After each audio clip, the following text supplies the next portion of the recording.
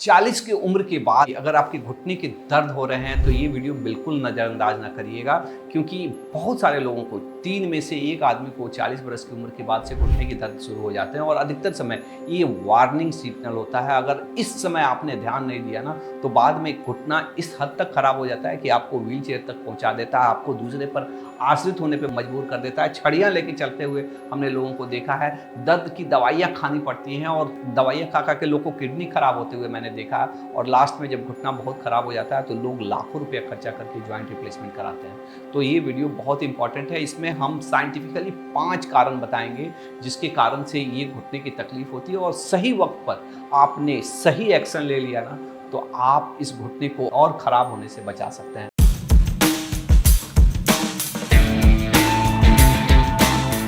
मैं doctor Rameshwar, orthopaedics and joint replacement surgeon. मैं पिछले 18 साल से एज ए ऑर्थोपेडिक सर्जन काम कर रहा हूं और मैं फाउंडर हूं सेव द नी मिशंस का।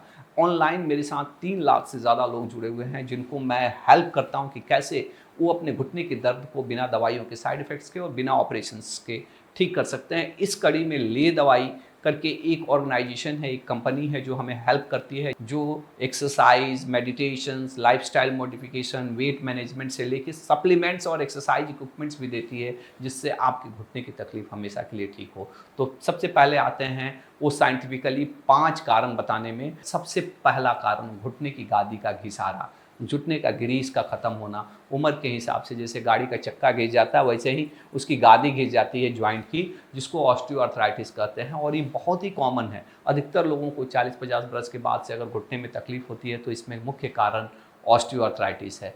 दूसरा कारण जो बहुत ही इंपॉर्टेंट है वो है कि आपके घुटने पे ज़्यादा प्रेशर पड़ना। अगर आपका शरीर का भारी वजन है, शरीर भारी है, आप ऐसा काम करते हैं जिससे घुटने पे ज़्यादा प्रेशर पड़ता है, आप सीढ़ी चढ़ना उतरना, दौड़ना कूदना, फुटबॉल खेलना, बैडमिंटन खेलना, चाहे इस तरह के स्पोर्ट्स जिसमें घुटने पे बहुत प्रेशर पड़ता है, इसके कारण से भी घुटने की गादी आपकी खराब होती है।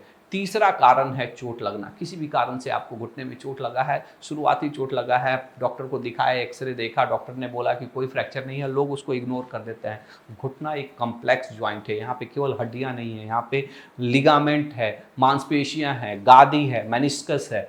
ये कहीं पे भी चोट लगाना और कहीं पे भी इंजरी हुआ और अगर उसको सही ढंग से ट्रीट नहीं हुआ ना तो बाद में वो आपके कार्टिलेज और गादी को भी खराब करता है। और ये भी एक कारण होता है, क्योंकि लोग ये अरे हड्डी तो टूटा ही नहीं तो इसका मतलब कोई दिक्कत नहीं, ऐसा नहीं है।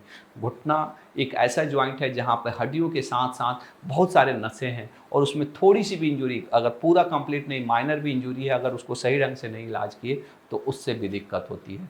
चौथा कारण है इन्फ्लामेटरी अर्थराइटिस।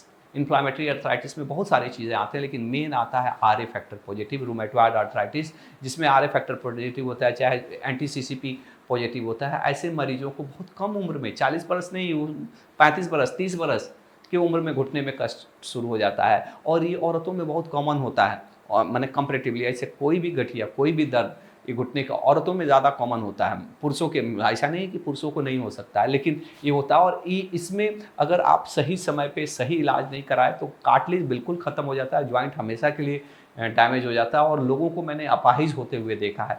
और इन्फ्लामेटरी अर्थराइटिस में केवल आर ए फैक्टर ही नहीं आता, यूरिक एसिड बढ़ने से भी हो जाता है, कितना लोगों को तो एंकालोजिंग स्पॉन्डिलाइटिस से भी होता है। तो ये चौथा कारण है। और पांचवा जो बहुत ही इंपॉर्टेंट है, अधिकतर समय इसके कारण से भी आपको आर्थराइटिस चाहे गठिया की तकलीफ होती है, चाहे कार्टिलेज डैमेज की जो चीज़ें हैं ना, चाहे कष्ट पीड़ा और बढ़ जाती है, वो कारण है कि आपको विटामिन डी और कैल्शियम की कमी होना। इसलिए हम लोग सभी मरीजों को बताते हैं कि आप विटामिन डी और कैल्शियम का सप्लीमेंट्स लीजिए अगर आपको 40 से ज़्यादा उम्र है।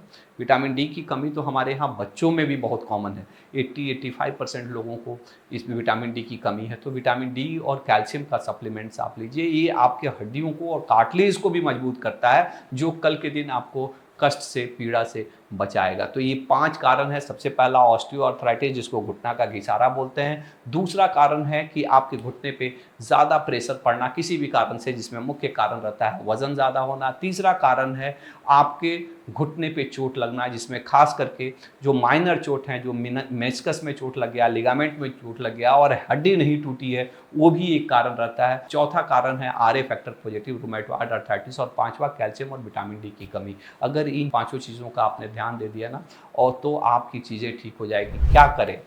सबसे पहले तो डॉक्टर के पास जाएं भाई, सब कुछ मोबाइल से और यूट्यूब देख के नहीं होगा। डॉक्टर के पास जाएं, अगर आपको सचमुच कष्ट हो रहा है एक्सरे कराइए, जांच कराइए, सब कुछ क्लियर करिए। लेकिन ये बात समझना है कि कुछ कुछ चीज़ें इसमें बहुत ज़रूरी है। आप सोचेंगे कि केवल डॉक्टर दवा लिख देंगे और दवा खा के आप अच्छे हो जाएंगे, तो ये बिल्कुल गलत है। दवाइयाँ तो आपको लेनी ही है, दवाइयाँ जो बताएंगे उस इसके साथ साथ आपको अपने जीवन शैली में भी बदलाव करना पड़ेगा। ऐसा कोई भी चीज़ जिससे घुटने पे ज़्यादा प्रेशर पड़ रहा है वो बचाना पड़ेगा। नीचे बैठना उठना बंद करना होगा, सीढ़ी चढ़ना उतरना बंद करना होगा। इसके साथ साथ घुटने के एक्सरसाइज करने पड़ेंगे, मांसपेशियों को मजबूत, अगर वजन ज़्यादा है तो वजन कम करिए, ये बहुत इंपॉर्टेंट है। और इसके साथ साथ कार्टिलेज को मजबूत करने के लिए जो सप्लीमेंट्स हम लोग बताते हैं, जो ले दवाई से अवेलेबल होती हैं, उसको ज़रूर लीजिए और आज ही अपने डॉक्टर्स को दिखाइए। कैसा लगा हमारा वीडियो ज़रूर कमेंट में करिएगा। इस 5 कारण में से आपका क्या कारण हो सकता है ये भी बताइएगा। क्या आप डॉक्टर के पास गए, क्या आपने डॉक्टर को दिखाया? आप सोच रहे हैं कि केवल दवाई खा के आप ठीक हो जाएंगे, तो नहीं होगा, आपको पूरा हॉलिस्टिक ट्रीटमेंट करना पड़ेगा। और इसके लिए आप हमारे सेव द नी मिशन या ले दवाई से भी जुड़ सकते हैं और अपने घुटने के कष्ट का एक हॉलिस्टिक ट्रीटमेंट करा सकते हैं। आपको अगर लगता है कि इस वीडियो के माध्यम से कहीं ना कहीं आपको मैंने कुछ ना कुछ कंट्रीब्यूट किया, कहीं ना कहीं आपके लाइफ में कुछ वैल्यू डाला, तो आप हमारे थैंक यू डॉक्टर कैंपेन से भी जुड़िए, जिसमें आपको मुझे थैंक यू नहीं बोलना है। आपके नज़दीक में जो भी डॉक्टर रहता है, जिसको आप पसंद करते हैं, आप ज़रूर उनसे आज जाइए, मिलिए, बिना कारण के उन्हें थैंक यू बोलिए। शायद आपका एक थैंक यू उनका दिन बना दे और उन्हें समाज के लिए और बेहतर काम करने के लिए प्रेरित करे। अगर आप भी चाहते हैं कि एक पूरा रोड मैप जिसमें मैं एक एक चीज़ आपको घुटने को बचाने के लिए बताऊं, आपको कष्ट से, पीड़ा से मुक्ति के लिए बताऊं, तो जस्ट पेन कमेंट में लिखिए, मैं आपको पूरा एक गाइडलाइन शेयर करूंगा। और हमारे चैनल को लाइक सब्सक्राइब भी करना है। धन्यवाद, थैंक यू।